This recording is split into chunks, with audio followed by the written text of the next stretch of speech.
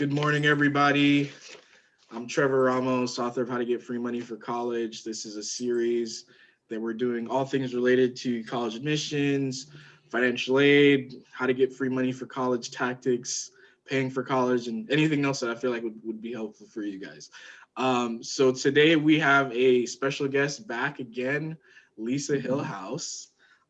Lisa brings 28 years of educational experience, ranging from elementary and college educator to senior college admissions officer and admissions division director. Forgot to say, today we're going to be talking about how to get into a service academy, military academies, and other paths that are similar.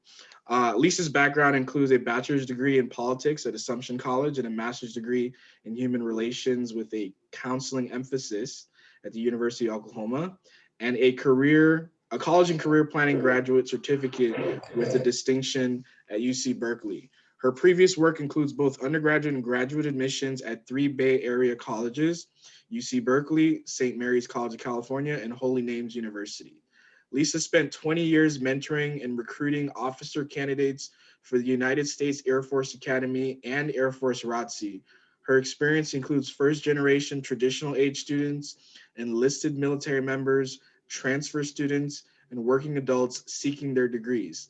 Lisa's clients have a wide range of talents and goals. For students interested in the military, Lisa's extensive experience includes assignments as an Air Force ROTC assistant professor of aerospace studies, commandant of cadets, and unit admissions officer. Lisa later served as an Air Force Academy admissions liaison officer and deputy director for Academy admissions in the San Francisco Bay Area. In February 2016, she retired from the Air Force Reserves. Oops, sticky paper here. From the Air Force Reserves, um, and is an expert in officer commissions programs. She presents on this topic with other military officers academies throughout the country several times a year to educators, influencers, and of course parents. So just want to let you guys know this is being recorded. So you might want to make sure you keep your camera off unless you want to show up in the recording. Other than that, I'm gonna pass it on to Lisa for her talk. I'm very excited. Thank you so much, Trevor. So nice to be back here, and I appreciate everyone taking time out of their busy week. I hope you're doing well and thriving despite COVID. All right, let's bring up our slideshow. Okay, you can see that, right, Trevor? Oh, yeah. Awesome. So thank you for the warm introduction. I'm Lisa Hillhouse, and I'm a college advisor, and I work with students of all different backgrounds and experiences and goals, but about half of my students want to become military officers. So I work with those students all around the country. I also have students in South America and Europe who are US citizens abroad. And today we're going to focus on what is a military service academy. Is it a good fit for you if you're a student or your child, or if you're a counselor, one of your students? We're going to also touch on ways of getting in, how to really have some great tips in your back pocket. We'll see who is a good fit, who is not a good fit. And then lastly, we'll talk about alternative tracks if you're not admitted. Okay, so we've already kind of touched on those things for today, but let me keep going here for you. So as Trevor said, I commissioned through Air Force ROTC at Holy Cross in Worcester, Massachusetts. And my students often come with these grand ambitions. I want to be an aerospace engineer. I've known since middle school. And for me, I wanted to live abroad. I wanted to serve and help people. I wanted a career that gave back and was really exciting. And my freshman year, my big sister in the dorm, a mentor of mine, recruited me for Air Force ROTC. And I didn't come from a military family, but I did not look back. I thought I would see what happened for the first 4 years, and I spent over 26. So you really don't know how it's going to turn out, but it was everything and more, and very life-changing for me. Trevor already touched on my military experience. Some things I do with students is either work with them start to finish in the college application process, or I can work with them just hourly on military tasks. And I also co-counsel if you are another advisor. So I wanted to kind of start at the very basics. A lot of people don't know much about the military. In the United States, only 1% of Americans serve in the armed forces. So that would be the Army, Navy, Air Force, Marines, Coast Guard, or Space Force, which is our newest branch. Of that, about 1.3 million people are active duty, which is full-time military, and an equal amount are in the reserves or guard, which is part-time military. So I have done some of both. If you are a military officer, you are going to be a leader and a manager from day one. So once you graduate college and finish your commissioning program, you're going to be leading. So it's not something where you have to serve for 5 or 10 years to get to that role. Officers are a small percentage of the military. They are anywhere from about 9 to 18% of each branch. So like the Marine Corps has the smallest amount of officers. The Army has the largest amount. So you will, the day you commission, outrank most of the military. And the role of officers, first and foremost, is to take care of their troops, their sailors, their airmen, and then accomplish their mission. If you are a military officer, you are usually a generalist. Enlisted people are, the bulk of the military are specialists. So they may be your aircraft maintainers, your air traffic controllers, your vehicle operators, whereas officers may know all about logistics, which can include aircraft maintenance. It can include supply chain management. It can include transportation. Uh, Also, officers have more autonomy over their career. So where they go, what assignments they take, their graduate education. And then military ranks for officers, those are going to be things like you're commissioned as a second lieutenant or as an ensign. You can be a captain, a colonel, a lieutenant commander, admiral, things like that. Lastly, officers do everything that we have in the civilian world that is going to be requiring a degree. So we have accountants, we have nurse practitioners, we have legal officers and judges. We have people who run human resources, people who are in information technology and the like. And then we also have some special military related jobs as well. So we talked about what an officer is and how that's a small part of the military, and the military is a smaller part of our bigger population. Many people think the academies are the only way to get a commission, but that's not true. In fact, with the exception of the Coast Guard, more officers come through ROTC. So this is a small funnel, but it's a very important funnel. It's also going to be the hardest to get into. So when we think about the academies, most people think about the big three, which would be Army, so West Point, Navy, Annapolis, and Air Force. People know them because of Division I sports. They're, playing the Commanders Cup. They know them because they're bigger in size. They're about 4,000 cadets or midshipmen each. And then also they're constantly in the rankings for best leadership programs, top engineering, top small classes, and hands-on instruction by professors. So there are those big three, which are amazing. But there's also two smaller ones that I feel like often get overlooked and offer some really cool opportunities. So the first one would be the Coast Guard Academy, and the second is the Merchant Marine Academy, also called Kings Point. So these two smaller academies have between 1,200 and 1,400 cadets and midshipmen, so substantially smaller. And in some ways that makes it harder to get into because there's less spots. Again, those are maritime focused, and most of the sports there would be Division III.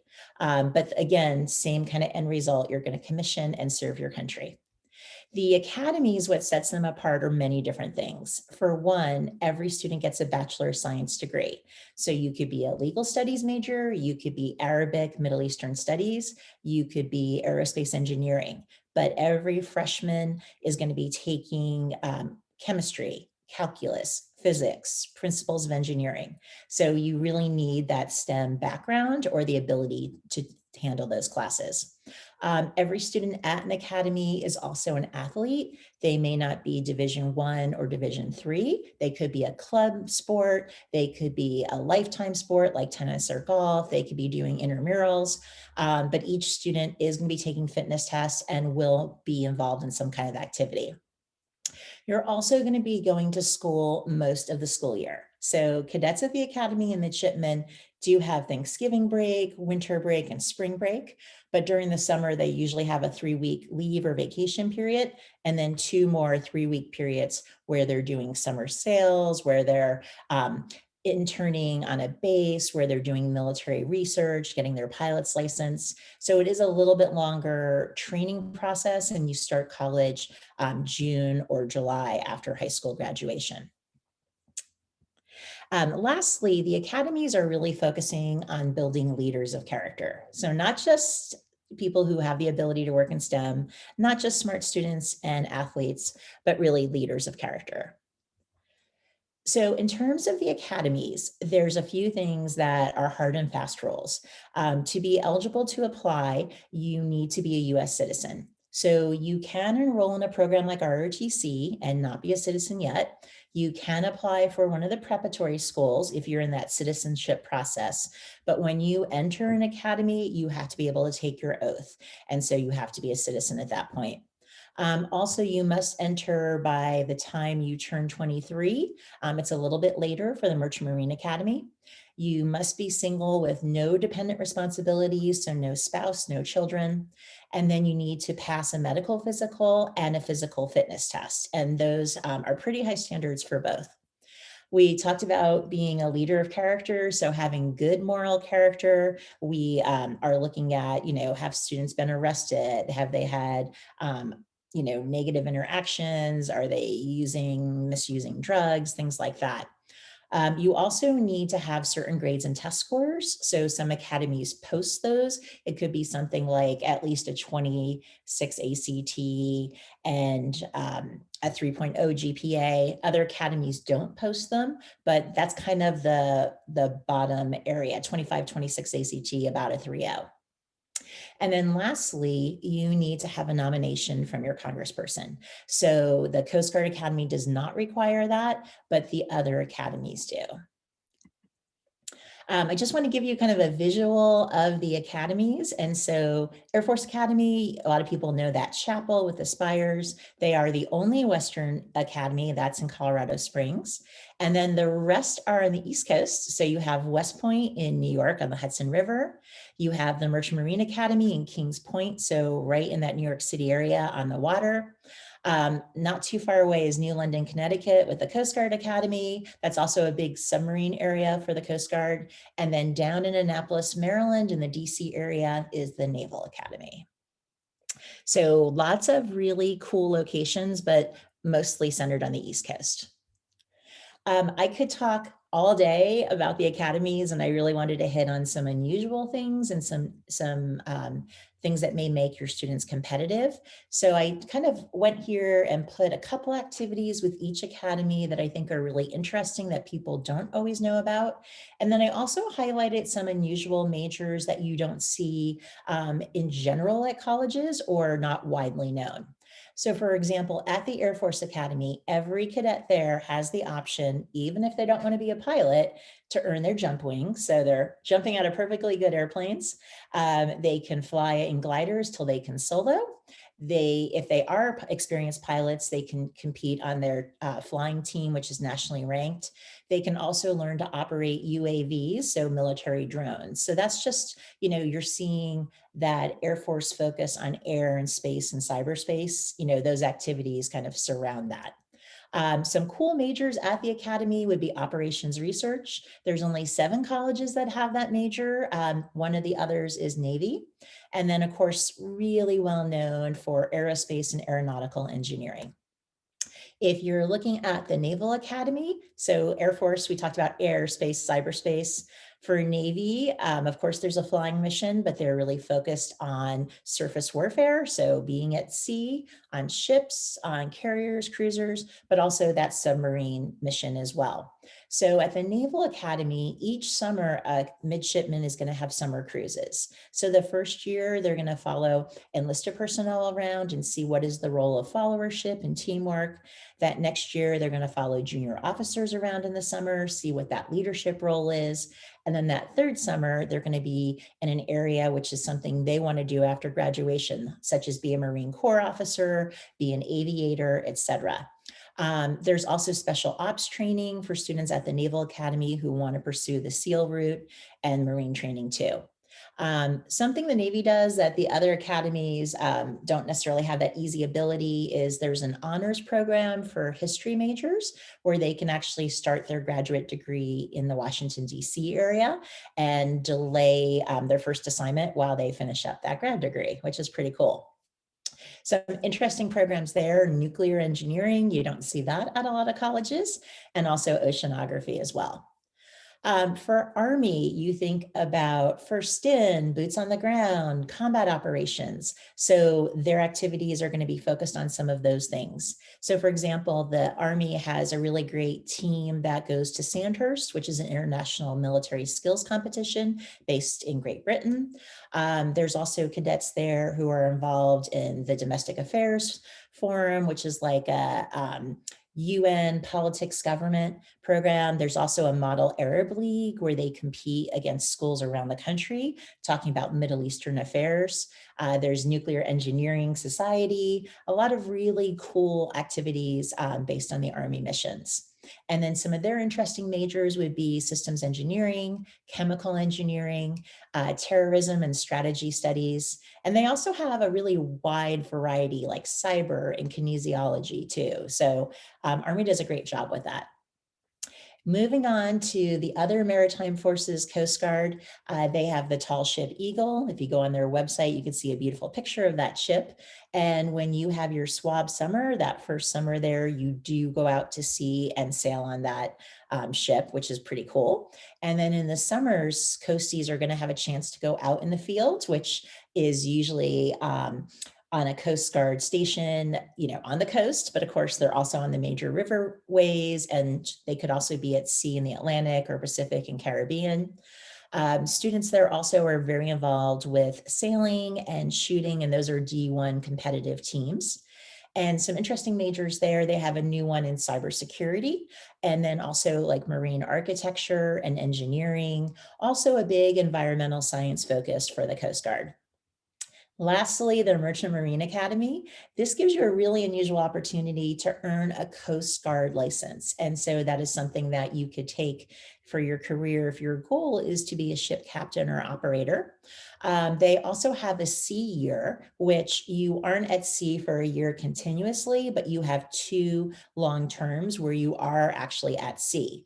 That could be on a military vessel, or it could be with a civilian ship at sea. And so that's pretty cool. And then the Merchant Marine, like the other academies, very involved with volunteering. I've had students there who've worked with guide dogs, students who are Eagle Scout mentors. They have a special EMS program for students who are interested. So just some cool opportunities there too. Some unusual majors would be marine engineering, shipyard management, logistics, and transportation as well. So you can see each academy is going to mimic what branch you're going to be going into. So we already talked about how the academies are a really unparalleled education, and how you're going to have these experiences your peers aren't going to have. Here's, I think, some of the benefits of going to an academy. For one, this, for the majority of students who go, is going to be the most difficult experience they've had, but it's also a chance for them to really level up and bring their A game. So if you were a soldier and you served in Iraq and Afghanistan, I would say that would be more challenging than your academy experience. But for most 17, 18, 19-year-olds, this is going to be their first really big challenge. You're going to also be there with students, and we'll talk about the statistics later, but who are the top of their class, who are great leaders, who are inspiring, and just known for making a difference. And so they're going to go there and be motivated by those teammates, and also get some really great mentoring from officers, from people in the military. They're going to have a lot of opportunities to international experiences during the school year and breaks as well. At the academy, there's also an honor code. And so while you do have colleges with honor codes, such as Davidson, or schools that focus on leadership like Christopher Newport, you're going to be living this honor code 24/7. And so that's really preparing you for what life is like in the military, where your word is your bond. And so it's a really different environment to be in, but a really unique one too. Of course, if you go to an academy, it's because you want to serve as a military officer. And so that is your end goal. And then we talked about being in a managerial and leadership role. There's also opportunities to go directly to graduate school, or if you're serving in the military as an officer, and you want to stay in, you absolutely will need to get a graduate degree, maybe more than one. Um, the last thing I would say would be the friendships you make and the camaraderie, and you're going to have that network for life. And so I'm still really close to the people I was in college with in ROTC, and the people that I served with, all those different years. There's also really great hiring opportunities with tech companies and Fortune 500 companies for junior officers who do leave the service. So I talked about some benefits and things that you could do there, but I think it's really important to say what are reasons to not go to an academy. And I do talk to my students about this, but there's definitely people that wind up at the academies each year who fall into these categories, and they're not happy there. It's not the college experience that they wanted. It's the experience someone else did. So if you know someone and they're saying, I'm going for it because it's free and my parents have no money for college, I absolutely do not think this is the place. If you want and have the interest in serving, you should absolutely check out ROTC because it's a different experience, but the same end result. Also, you can't do it for your parents or your grandparents or to continue that legacy in your family if you don't want to do that. It's great if you do, but you shouldn't do it for someone else. Same thing, I'm going because my girlfriend's there or my boyfriend or my bestie. And then the last reason people will often say, like, this is my chance to do D1 football or, downhill ski racing team. You're going to an academy to become an officer. You're not going to ski race. You're not going to necessarily be a pilot or astronaut. It'd be great if you get to do those things, but your end goal there is to serve your country. So that really has to be the overriding goal. All right. So I wanted to share a little bit about what that academy experience is like in terms of what the training emphasizes. And I've thrown some pictures in here that will show you examples of that. So if you think about an academy experience, you could think of a chair with four legs. So the first part is the military leadership, or the leadership aspect, sorry. There's also the academic rigor, there's the athletic competition, and then your military training too. So each academy is going to rely on those areas. Each academy is going to have their own summer transition program. I would say it's probably the hardest welcome week. It's going to last for several weeks, most of the summer, but that has different names like Beast, WAB Summer, Plebe Summer, BCT. That is where you go from being a civilian to being part of a military team. So you kind of lose that individual identity and meld into that group identity and then grow, from there. Of course, they talk about character. We already touched on that in the honor code. The academies are very experiential, as you already can kind of see here, like students getting out of Chinook aircraft, or loading up to go do some jumping and things like that. So it really, you see what you're learning and how it's going to be used in your time in the military. Of course, like the networking and the mentoring. So academies have roughly a third permanent civilian instructors. Some of them came from the military, a third who are military who are there permanently to teach, and a third military who rotate through. So they're coming right out of the field, they have their master's degree or higher, and then they're coming to teach economics or terrorism or some other area, aerospace engineering. Again, teamwork, communication, big focus. Everybody is an athlete, as we talked about. So you could see a student there doing the confidence course, doing ropes courses, just kind of getting out there and pushing themselves and working as a team. And then in the Air Force, we talk about our core values, and I put two of these here, service before self and excellence in all you do. And again, that's going to embody the academy experience. So what is the end result? You probably know at this point, but it is to commission as a second lieutenant or as an ensign. That's the first officer level. On the bottom, you can see the Naval Academy graduation. You could see the young officers in black. Those are going to be Marines, and then everyone else is a naval officer there.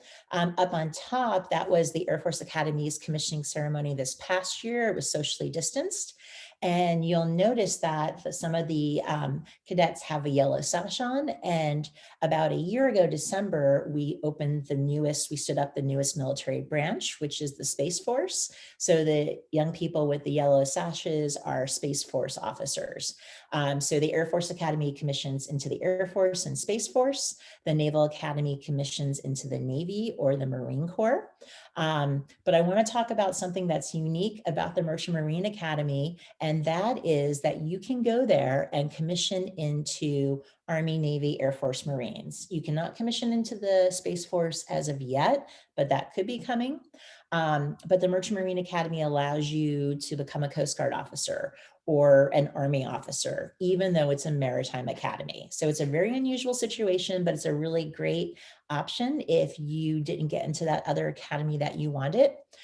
Something else the Merchant Marine Academy does is that you could choose to not go active duty, so maybe not serving as an Army officer for that 5 years, but you can commission into the Navy Reserve, so work in the part-time Navy, serve there, but serve in the maritime industry for 8 years. And so the maritime industry, to give you an idea, that might be the Port of Oakland where you're working in IT.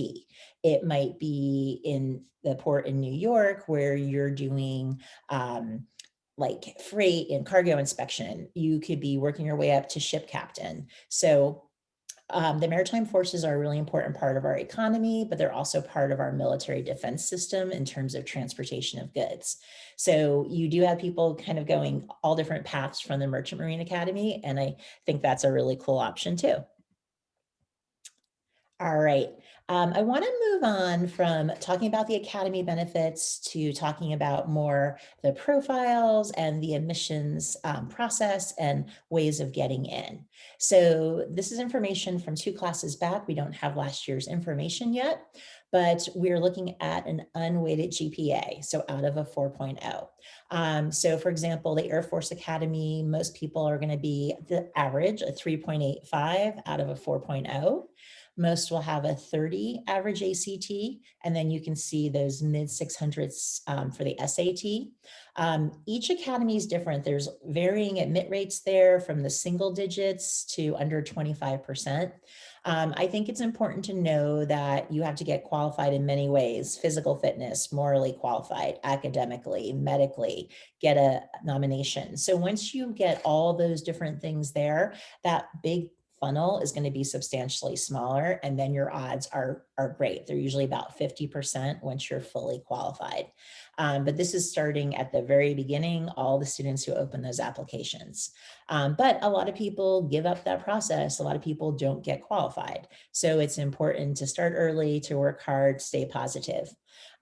Something else with these stats here too, for every time you see something like, oh, a 372, the last person I sent to the Coast Guard had a 4.24 and a 35 ACT. He got into Georgetown and chose to go to the Coast Guard Academy. So these are averages, which will include people from preparatory schools, from underserved high schools, from well-resourced high schools, from students who have gone on to college. So this is just an average. But also know that while academics are really important, they are not the only thing that will get you in, as we talked about that leadership and that athletic ability too. Hey Lisa, I had a Yeah. question. So Oh yeah. how does it work if you're living in New York or LA and it's difficult for you to get to an SAT or ACT?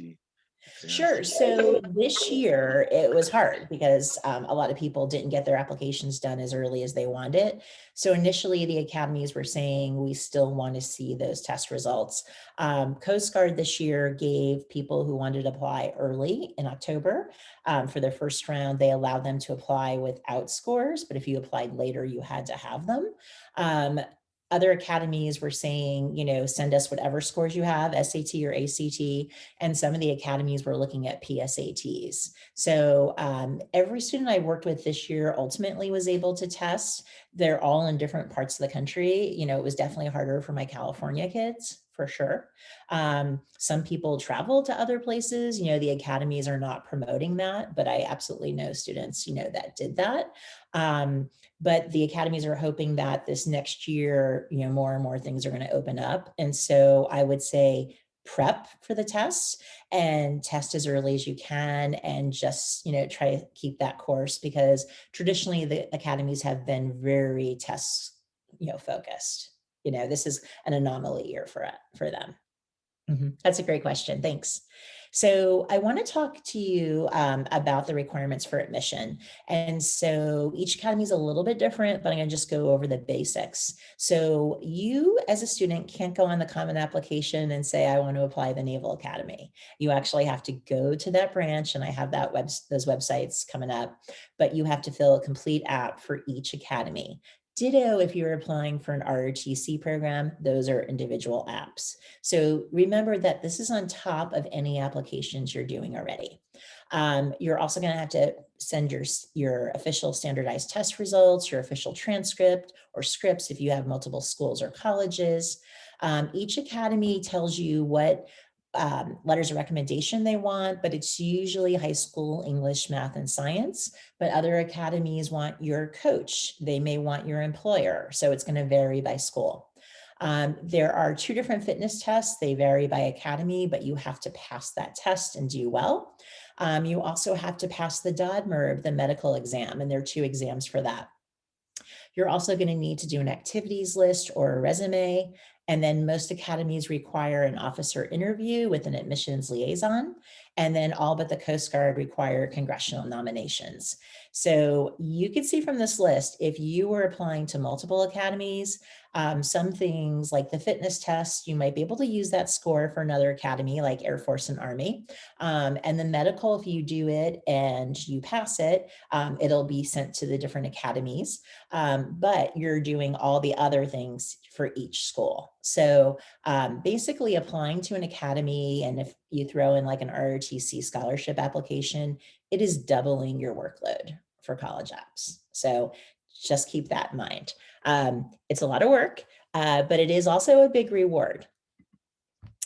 So kind of to recap, leaders of character, that's what the academies want. Scholar athletes. I do have students who are not on the football team. They're not the tennis team captain.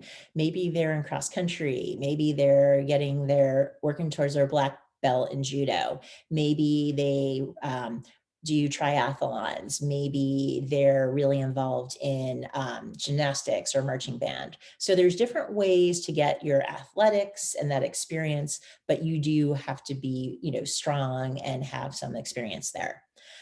Again, we talked about everyone has a bachelor of science degree, so make sure you've taken bio, chem, and physics. Make your way towards calculus. Make sure you've taken some computer science courses, or course at least, and just think about what you want to do in the military and what that branch is doing, and kind of focus your curriculum towards that to the extent that you can.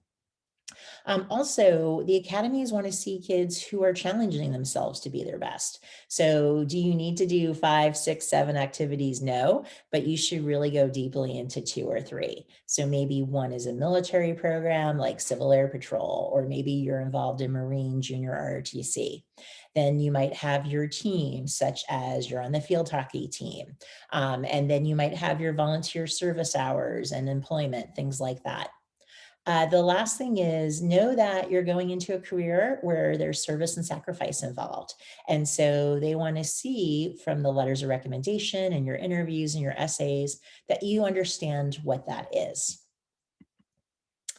So it's really easy to find the admission sites, but you can see those listed right there.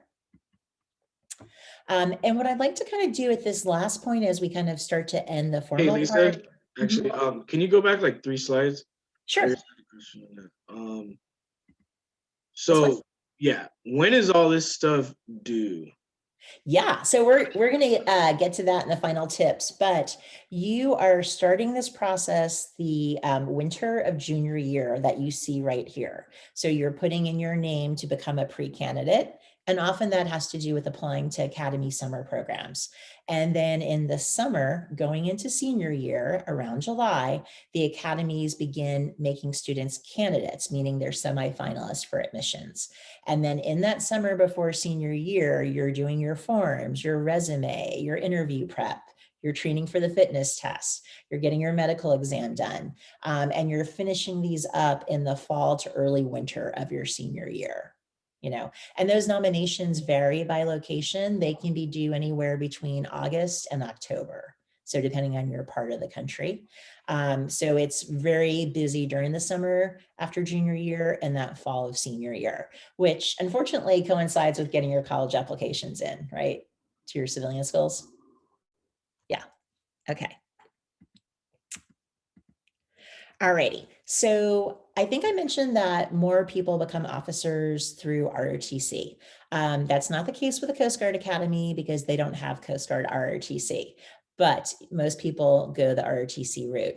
So in the military, we expect the best, but we plan for the worst. So this is that plan B. So as an officer, when I worked in logistics, we would have first plan, second plan, third plan. Like we laid out all these different scenarios, we'd practice them. And so I think for an academy applicant, because the academies are a reach school for everybody, you could be a recruited athlete, you could be the first to go to college, you could be a really diverse, interesting background, you could have critical language skills we don't have and cultural awareness, but it still is going to be a reach school. So when you build your college list, you want to incorporate some of these things in there. I'm going to do a slide on each one, but the first one is Reserve Officer Training Corps. So that's the ROTC in college commissioning program. There are also senior military colleges. These are civilian colleges that have a corps of cadets. And so that's a large group of students that want to get that leadership training. They may be interested in becoming military officers, but they might not be. But it's a really unique experience. And senior military colleges are closer to that intensity of an academy. Also, the academies have preparatory schools. So the prep schools, those are run by Army, Navy, and Air Force. Coast Guard and Merchant Marine can feed students in there. They can also use the foundation scholars, and that's that last category. And each academy raises money from alumni, and they take a certain amount of the class that they can't admit, that can't go to the prep school, and they give them foundation scholarships. So this is like a postgraduate year. This is kind of a year to reinforce your academics, your life skills, study skills, time management, and make you competitive to go into the academy the following year.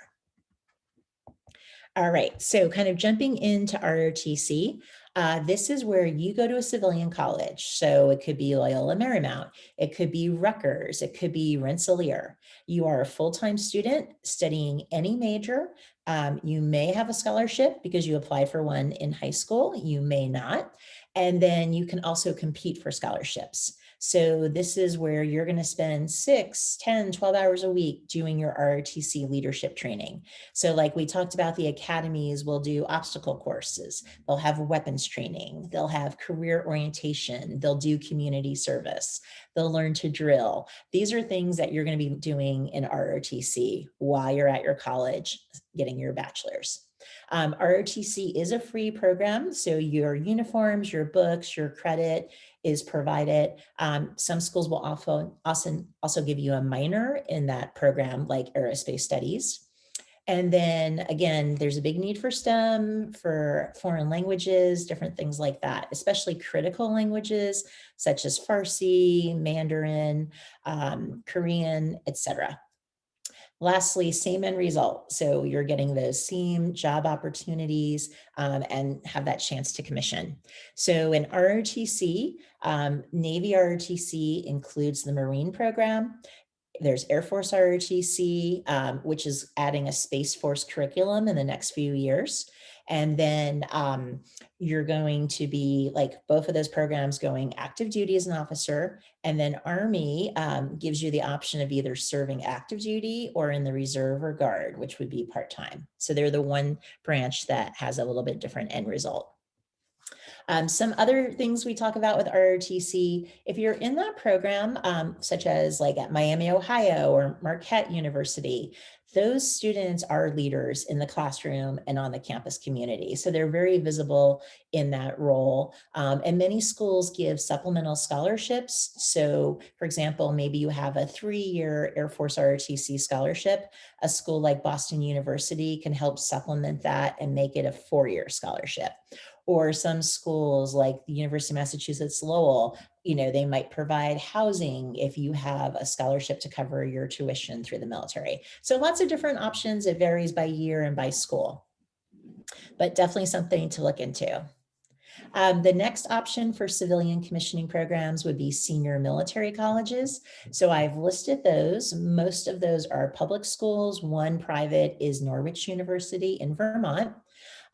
This again is where you have that Corps of Cadets. And if you want to become an officer, you would also be in the ROTC program. There is something really interesting. Virginia Military Institute also has a second unit connected with them, which is the Virginia Women's Leadership Institute. And it's the only female Corps cadets in the nation. So they do training with VMI and they also do their own training as well. So that's a picture of them in the top right. Great opportunity for scholarship incentives to go there. For example, the University of North Georgia lets you pay in-state tuition, even if you're from Texas or another state, because you're in the Corps of Cadets. There's also other leadership and room and board incentives. And students at these programs, they're full-time students, they're taking ROTC, or not, but they're in that Corps of Cadet program, but they're going to live in housing with cadets. So they're going to have room inspections. They're going to have PT, so physical fitness training in the morning. They're going to have an honor code they cover. They're going to have their own extra activities, such as like a drum and bugle corps or intramural sports, but they're developing their leadership. And so it is going to be very disciplined and structured. Like they're wearing uniforms to classes during the school week. So it's a little bit closer to that military. Okay, military academy prep schools, we mentioned Army, Navy, Air Force. One thing that's interesting, when you go into one of those 3 programs, you are a military reservist. So you are paid while you're there, you're getting points towards your retirement. And that also allows you to not only have these military benefits, but you can help get a nomination through the military branch, like the Secretary of the Army, if you're at West Point. These programs start in July, they end in April. So this is like that post-grad year. It does not change your athletic eligibility. You don't have to pay to do these programs. If you go here, you're reapplying to the academy, and it's about a 90% admit rate. So great outcomes with students. Sometimes students go here who are recruited as athletes, but didn't have the academic rigor in high school for whatever reason. Sometimes it's a student from an underserved school or first to go to college in their family. But it can also be airmen who did a great job, or Marines in the field, but haven't been in school for a while. So you can also be, from a group that I didn't mention, but these are really great options for you. And then the last thing I mentioned, foundation scholarships. So this is where the academies help sponsor. These are going to be a postgraduate year at a private school, or it could be a community college, but there are several military programs like Georgia Military College, Marion Military Institute, New Mexico Military Institute. I've sent students to all of those. That's going to be, again, just like the prep school, getting you ready for the academic rigor. This is going to teach you more of that military time management. I had a student go to Northwest Prep, and he's now at the Air Force Academy. And even though he was over 4.0 and he was a scout and he was involved in a lot of different leadership, he said, I don't think I ever would have made it through basic training if I didn't go here, because I needed a year to grow up. I needed better time management skills. I needed to know how to deal with stress better. And it's just like that finishing year. Like the prep schools, the foundation scholars, there's room saved for them in the following class. So it's really their chance to have that chance to commission, and they do have higher graduation rates at the academies as well. Hey Lisa, like I'm sorry, I don't understand. What's the difference between the foundation scholarships and the prep schools? Sure. So the prep schools, there's only 3 academy prep schools. So West Point, Air Force, and Navy. And then the other academies can feed into them, but they don't have that much room there. They could be about 200 kids, 250 kids. And so in a class at the academy, they're saving room for those prep school kids to come the next year. Right. And then the foundation scholarships, that varies, but that could be 50 students, that could be 100 students from an academy, and they're saving room for them, but they have to go get that year at some other institution to kind of get themselves academically ready, because they want to make sure they're going to succeed. An interesting thing is these foundation programs, you could self-prep. So you could say, I want to go and pay my own way for a year at Georgia Military Institute and do the same thing that, maybe the Coast Guard sent you to. So that is a possibility too. But you would be doing that like on your own money.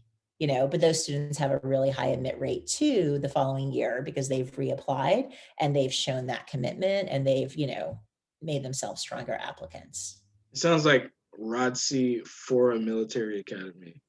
It could be. So schools like Northwest Prep, that's that top picture, they don't actually have a military activity while you're there. Whereas like Georgia Military College in the bottom, you could see they're in a uniform and they're in a formation. So each school has a little bit different focus. There are schools you can go to that don't have the military piece. So, when you get these foundation scholarships, you pick from the list, this is where I want to go. So yeah, so that's a great option too. If you take the foundation scholarship and decide you don't want to go to the academy, you have to pay that scholarship back, and I've personally never had that happen. Okay, we talked about these alternative routes, ROTC or senior military college. Some students will go into those thinking they'll reapply for ROTC, like it so much that they stay there and finish their commission out there. So that's pretty common. But some still have that dream and really want to go to an academy. So they are reapplying. What happens is if you're not admitted to an academy, you go back to your regional officer, you go back to your admissions liaison locally, you tell them, I want to reapply, keep my application open. And then you ask them for really frank feedback. So it's typically the same thing I would tell you if I was working with you, but some people need to have better test scores. Some people need stronger fitness scores. Some people need it really good academic senior year. Maybe they need to go to college and prove that they're on an upward trajectory. Maybe they don't have enough leadership experience. Being an ROTC can really be a good challenge for them. And also being an ROTC or at a senior military college gives you another opportunity to get a nomination as well, in addition to your normal routes.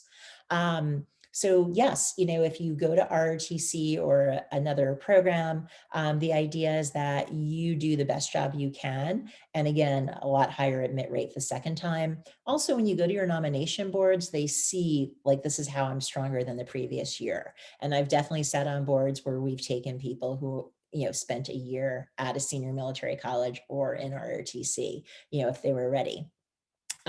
If you're going to a civilian college, so say you're at the University of Arizona doing Army ROTC, you really need to be studying what you would be studying if you were at West Point. So are you taking chemistry? Are you taking calculus, physics, foreign language, things like that? Again, make sure you're engaged in athletics and leadership. And start early and stay the course. We talked about how you're applying in the middle of junior year, but really your research and your thought process is starting a lot earlier, which I believe is that next slide. Yep, here we go.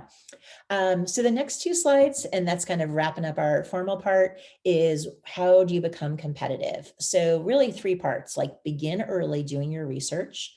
work to develop yourself and then prepare a really good application.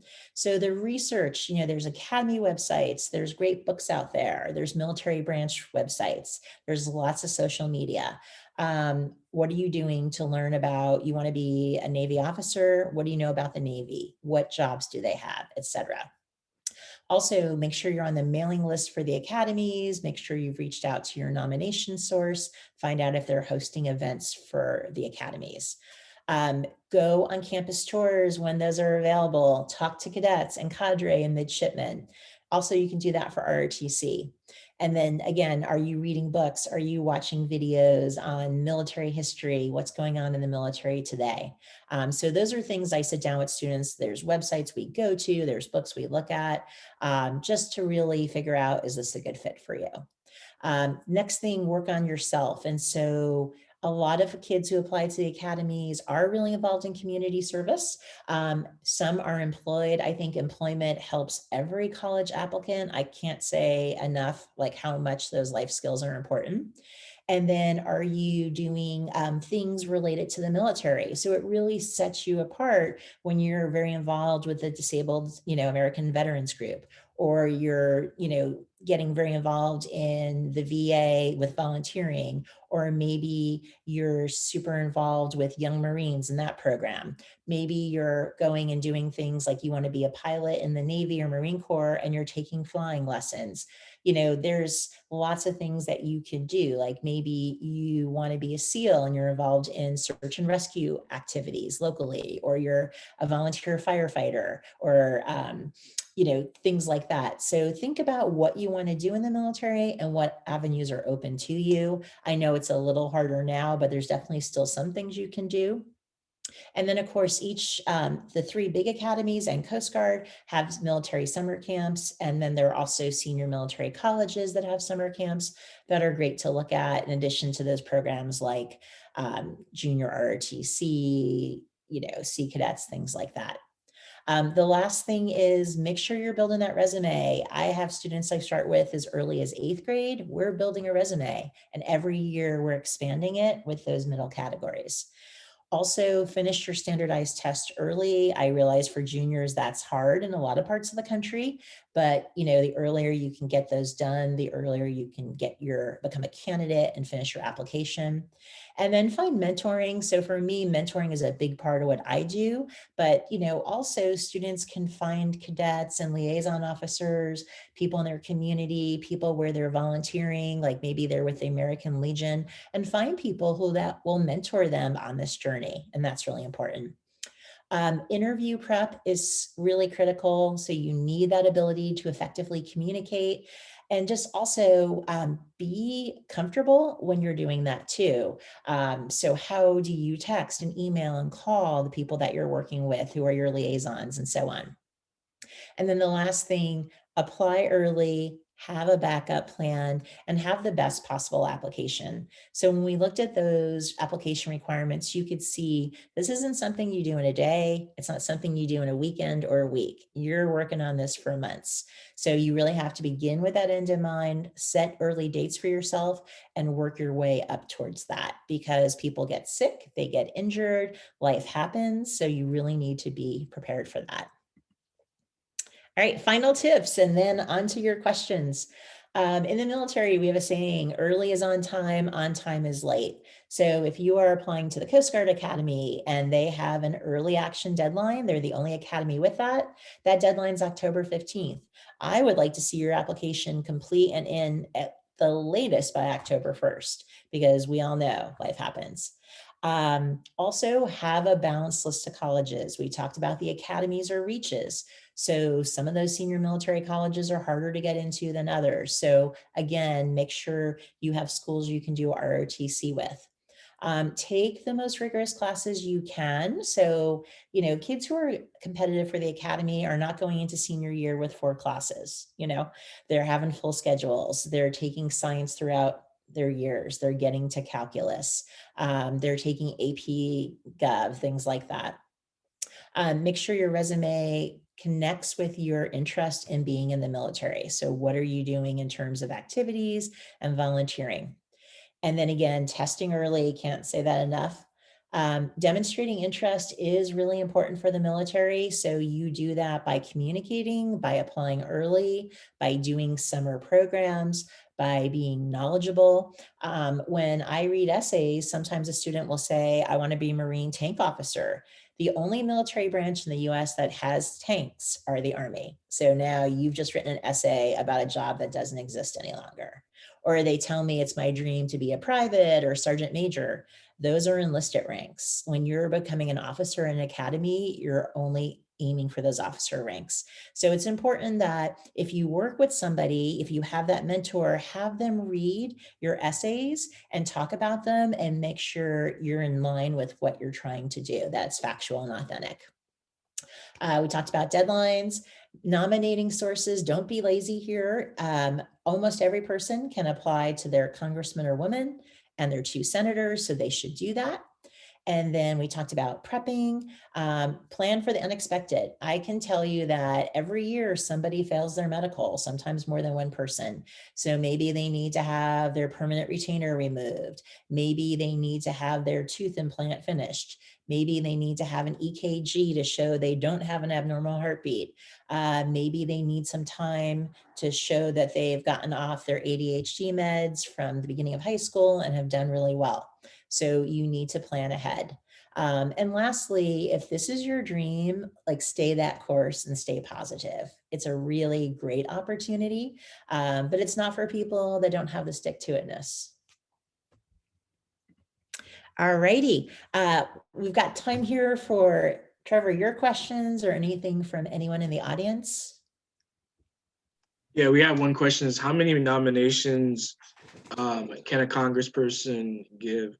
Sure. So each congressperson can send, they can have 5 students at any academy, one academy at a time. So 5 at Air Force, 5 at Navy,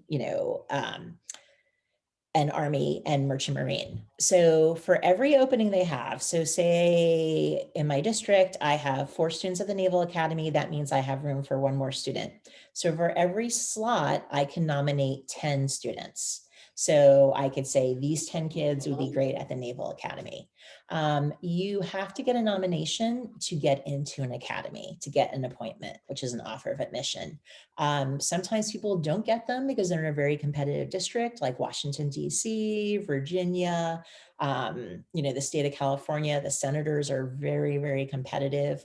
And so that's why you apply to all 3 you're allowed to. And then there is the backup, which is the vice president. If you are in a junior ROTC program, that's an honor program. If you have a parent who served a military career or a long period of time, if you come from a family where maybe you lost a parent in service, there are additional nominations for those different categories. So it's important to start early, but also if you don't get a nomination, like maybe you wanted Merchant Marine and Navy, you only got 1 for Merchant Marine, stay the course, fill out your app, finish that process, let the academy know. Sometimes there's nominations that aren't used in other districts that could be rerouted. And each academy has a handful of nominations that they can use when someone doesn't get one, but they really want them. But that's not for kids who didn't bother to apply. So yeah, and you would not as a congressperson fill all 5 slots like in 1 year, right? Because then you couldn't have anybody in subsequent years. Yeah, so do you have to be, actually, let's go to this question here. So the congressional rep has 5 slots total among all the academies. If you make it nomination approval. It's 5 slots for Army, 5 for Navy, 5 for Air Force, and 5 for Merchant Marine. So they can charge against them. They can have, 5 students at each academy. So Coast Guard doesn't have nominations. So you could have a lot of people from California. You could have very few from California. So Coast Guard, sometimes kids who want the Naval Academy or Merchant Marine might go to Coast Guard because they see similar missions and they know they don't have to deal with that nomination, which, saves time too. So that's 5 per year. No, it's 5 people can be there at any one time. Right. So I wouldn't send 5 in 1 year because now I can't have anybody for the next 4 years. And Right. do you have to be pretty connected to get these nominations from Congress? No. So sometimes people say that, like, I'm not a Democrat. Is my child going to get a nomination from the senator? Or do we have to make a political contribution? It is an apolitical process. And so I've sat on 20 boards, I've run 11. We, don't look to see if you support that congressperson or how you vote. So they are looking for kids of character, kids who know the military, ones who present themselves well, ones who are good students, ones who clearly have those right intentions we talk about. And typically you have a whole application process for each nomination you apply to. And then most of the time you interview in person. Some offices will do a paperwork interview. You won't interview in person, but that's something we definitely, work with and prepare for. Mhm. So does a nomination from a senator or vice president of the United States hold more weight than a congressperson? Not necessarily, but your best chance is usually your congressperson because there's usually less competition than your whole state going to your senator. But some people will get two. They'll have one from their congressperson and one from their senator. So it gives you like extra credit. It gives you like an extra review in the admissions committee because now they see like two different groups have endorsed you. Mhm. And you can also, some offices will allow you to apply for a nomination for multiple academies. So say I want to go Army and Navy, some offices you could get a nomination for both.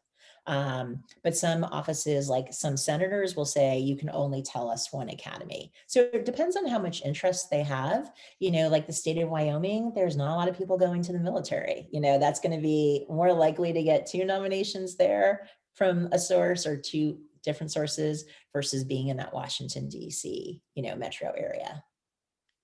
So what are these Congress people looking for the people that they'll nominate? So the same things the academies are looking for, are they, they'll ask them all sorts of questions in their application. They'll have them write essays. They'll have a resume. They'll have recommendation letters. So all those things you were doing for your application, that could be involved in a nomination packet. So they're saying who's a leader, who's a scholar, who's an athlete, who's motivated by service, who's going to represent our district well, who has like that integrity and character. So, if you're a 3.0 and a 21 ACT, are you going to get a nomination? Probably not. But you could go through that process and maybe you got picked up for a prep school or a foundation scholarship. And maybe you finish senior year, you go off to that foundation or prep school program, you come back a year later, you're way stronger. And maybe you do get that nomination. So you can get a nomination and not get into an academy, but you can't get into an academy without a nomination. Is there a site that shows statistics for how many people apply to each state, how many get in, etc.?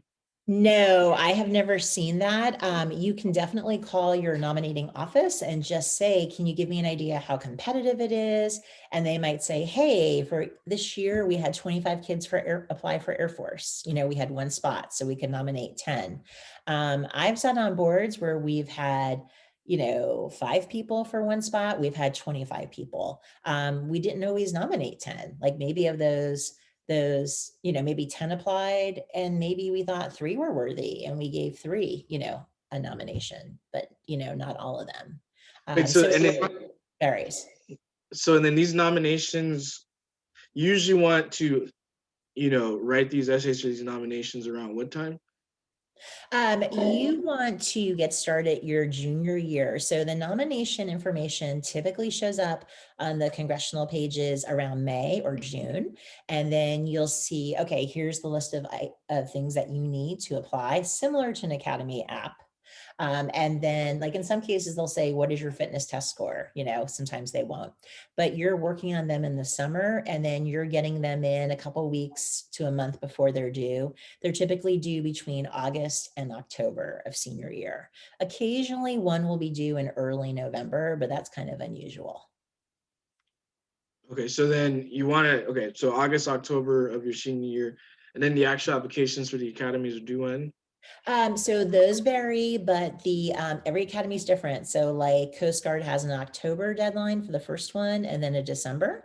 This year Navy pushed their deadline to the end of February, but usually the deadlines for the academy, it can vary by academy. So Air Force, that gives you each candidate their own deadline. So they might say your deadline's November 1st, yours is December 1st. Most academy deadlines are that December, January timeframe. So you have to start your application, by the fall of senior year, but usually you have a few months to get it done.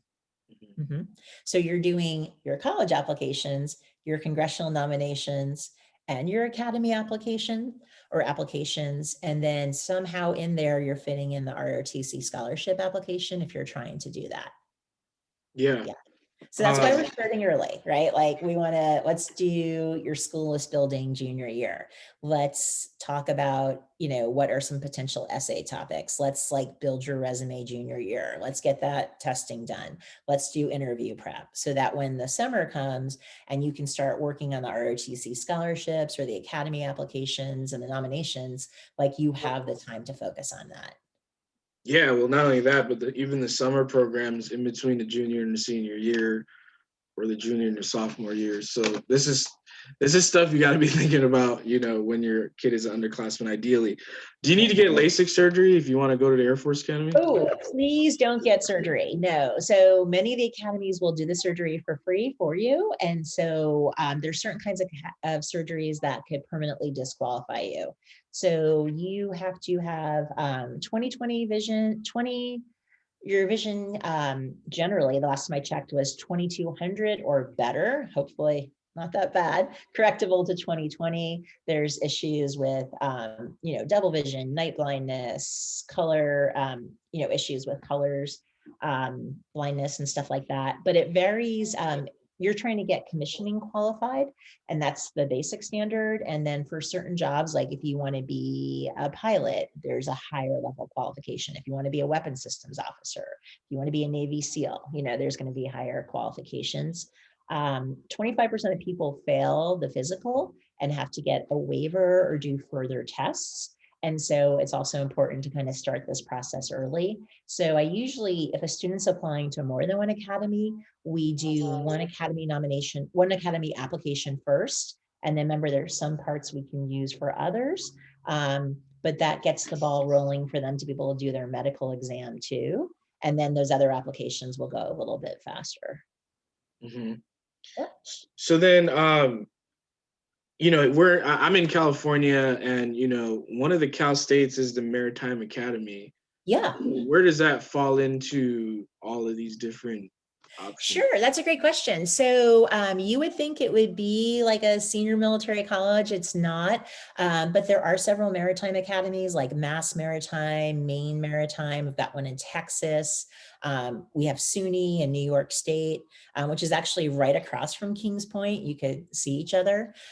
Those are great programs to do ROTC at. So they will have like a regiment of cadets. They will require them to wear uniforms during the school day. They'll have physical exams they take, but those schools do offer the commissioning program. So like SUNY Maritime, you can commission into any ROTC branch, and those students would go to Cal, which is a crosstown school for them. So they'd go, 25 minutes away to Cal, do their ROTC, but still be a student at Cal Maritime. And that's a really great school and really good outcomes. Mm. Okay. Yeah. And you can correct me if I'm wrong on these two stats that I've either read or heard, which is 25% of students who apply to military academies don't get in on the first try. What's the percentage that don't? I mean, they're admitting such a small amount. I would say your odds are way better the second time. I can't say what that number is, but they just are, because, for example, say the Air Force Academy admits 1,450 people, right? That's how many they admit, and their goal is a class of 1,250, right? So 200 people will turn them down. So in that 1,450, they might have 225 who are at the Air Force Academy prep school, okay? So now you're down to, less than what? So like 1,200-ish. And then they're going to take 100 who went to the foundation programs. Okay, now we're down to 1,100. And then maybe they took 50 airmen from the Air Force, right? And then maybe they took 50 ROTC cadets. Like now we're already at 1,000, right? Of all those people who've applied, like 15,000, and then you go from there. And so there's just not a lot of spots, and that's what makes it so competitive. But if they see that you've reapplied, they see that you're stronger and better, that's going to really increase your chances. And also, like any college, the academies have to have a balanced class. Like, there's the issues with nominations. So you're geographically diverse, but they want to see socioeconomic diversity. They want to see racial diversity, want to see gender diversity. They want to, they're going to have a good amount of athletes at the academy. So about 25% are recruited athletes at the big three academies. So you have those students. For the Air Force Academy in particular, because they have such a big flying mission, 60% of their class has to be medically qualified to fly. So like, that's just another thing. So that's part of why so few people get in. But the ones who get in are pretty amazing, and they could go practically anywhere. So like, we hope they're going to go. So sometimes if they get in and don't go, it may be to go to a different academy. Yeah, and that's or maybe why. they do ROTC at a civilian school. Yeah, and just so you guys know, that's why we could have just talked about getting into military academy, but we covered ROTC, senior military colleges, prep schools, so that you understand there's a lot of different ways to get the same outcome. The other stat that I read or heard is that 75% of officers in the military did not go the route of military academies. Right. So for Coast Guard, it's about 42% come from the Coast Guard Academy. But for the other academies, like we talked about, Coast Guard, maybe they're commissioning 200 people a year. Maybe Merchant Marines commissioning 225. Army, Navy, Air Force, their goal is to commission 1,000 officers a year. But ROTC could be commissioning 2,000 officers a year. So most, are going to be that ROTC. Officer training school is a really small window. They're going to cover whatever the shortfall is. So if the Navy's like, we need more naval aviators and we need more astrophysicists and we need more biomedical engineers, that's the people who are going to get slots. Also, officer training school commissions really high quality enlisted personnel who have degrees who want to become officers too. So, really, like, from sheer numbers alone, ROTC is your best bet. But, the academies are amazing too. So it's got to be what's the right fit for you. Some people don't need the intensity of an academy. Some people aren't that athletic or didn't have that leadership or don't have that STEM. And that's not necessarily a bad thing. It doesn't mean you can't go into ROTC and do amazing things, right? Are there any sports that are more sought after than others? Oh gosh. No, the big three, have football. The smaller ones, like Coast Guard, has football too. With the D3 school recruitment's a little bit different. They don't blue chip you, meaning like I'm saving a spot on my team and I'll, fight for you in admissions. But no, there's definitely sports that you don't necessarily have at the academies. Like you don't tend to see field hockey, for example. But no, a lot of attention goes to football, but there's so many different ones. And then some academies, for example, like Air Force and Navy have men's water polo, but there's no women's water polo. Or, West Point has men's rugby, but for other academies, it's a club team, not a D1 team. So it really varies by academy. There's different types of rifle and pistol and things, per school too. Same thing, different types of sailing as well. Mm-hmm. So let's just say you graduated high school and you're at a community college and you woke up this morning and you decided that you wanted to apply to West Point. Is that doable? Not this time of year, it's not, but absolutely. I've worked at students with, at community colleges. So, they would, if say they were a freshman and it was the fall at a community college, They absolutely could do that. They would need to get that candidate kit open. They would need to make sure they made their nomination deadlines. And of course, like make sure they're doing well at school and all those other areas we talked about. But there's definitely people who come from community colleges. So sometimes maybe you applied to an academy and you didn't get in and you're like, you know what, I really want to go again. And some community colleges have ROTC at a crosstown school. So the Navy doesn't do that as much as the Air Force and Army do. But like I've had students that I taught in ROTC who came from community colleges and then transferred into Cal or, USF or something like that. So yeah, but definitely ones who go on to the academies. Like a good friend of mine, her son did that, and he's now an Air Force C5 pilot. Yeah. So, I mean, if you're on this call, you probably want your kid to go to academy or your kid wants to go to academy. And, we're just bringing up like different little routes that you could take, right? So do these summer programs for high school students, do they cost money? There's a nominal fee for those. So for example, Coast Guard has AIM. So that is their week-long program that's actually like, it mimics SWAB summer. So it's going to be that intensity of that military training. Typically those summer programs are about $350 to $600. So they're super low cost. There are some scholarships available. You do need to get yourself to that academy, but a student shouldn't let the cost prevent them from applying. They should work with the academy if they're admitted and try to get scholarships for that. And sometimes local schools or programs will help fund that too. Like I've seen PTAs fund that for people. Yeah. Okay. And I know we didn't talk too much about like the value, like the economic value of an academy degree. When you're at the academies, your tuition's covered, you've got the room and board covered. Some academies have you pay for your computer or your books, some don't. It kind of varies, but that's a very small amount of money. You've got healthcare that, is covered. Those expenses are pretty low. You need to get yourself back and forth after that initial time they bring you to the academy. But, students are getting like a stipend and allowance to cover things like haircut and, their travel and, getting their uniforms maintained. So you're going and graduating, generally debt free. So if a student was going to an academy that said, okay, you need to buy your books and your computer, and that's $2,000, and you didn't have it, they would take that out of your pay. So it, shouldn't stop a student from going. Yeah. I mean, this is partly in the spirit of how to get free money for college. I mean, if you don't know, getting a STEM education at a traditional school is going to be between 100 and 300 grand, right?